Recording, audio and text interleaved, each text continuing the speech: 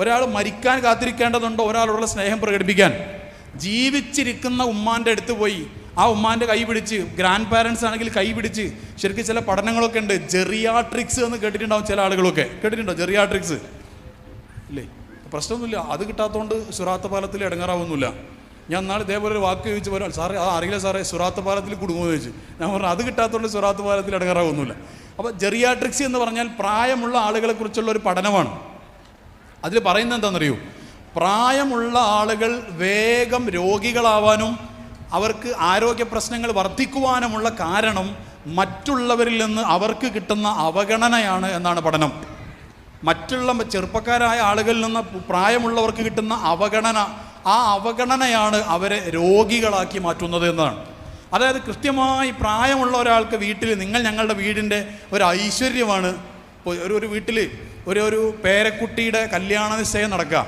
അപ്പോൾ ആരോ ചോദിച്ചു, ഇവിടെ എന്താ വല്ലിപ്പാന്ന് പറയാം ഉപ്പാപ്പാന്നോ? വല്ലിപ്പ. അപ്പോൾ ആരോ ചോദിച്ചു വല്ലിപ്പാനും കൂടെ സദസ്സിലേക്ക് ക്ഷണിക്കണ്ടേ? അപ്പോൾ മറ്റൊരാൾ പറഞ്ഞു വല്ലിപ്പ ഇങ്ങനെ ഭയങ്കര ചുമയൊക്കെയാണ്, അപ്പോൾ ചുമയൊക്കെ വന്നിട്ട് ആകെ സദസ്സ് വഷളാവും, മൂപ്പരവിടെ കിടന്നോട്ടെ, ഉള്ളിൽ ഏതോ റൂമിൽ കിടക്കുക, മൂപ്പര കൈയൊക്കെ പിടിച്ച് രണ്ടാൾ താങ്ങി പിടിച്ച് ഇവിടെ കൊണ്ടുവരുത്തേണ്ട കാര്യമില്ല, അപ്പോൾ മൂപ്പര അവിടെ കിടന്നോട്ടെ, മൂപ്പർ സദസ്സ് വഷളാക്കും എന്നത് പറയുന്നത് അദ്ദേഹം എല്ലാം അകത്തേക്ക് കേട്ടു. ഈ കേട്ട അന്ന് രാത്രി അദ്ദേഹത്തിൻ്റെ ശാരീരിക ആരോഗ്യാവസ്ഥയിൽ മാറ്റം വരും. മിക്കവാറും അന്ന് രാത്രി ഹോസ്പിറ്റലിൽ അദ്ദേഹത്തെ അഡ്മിറ്റ് ആക്കേണ്ടി വരും.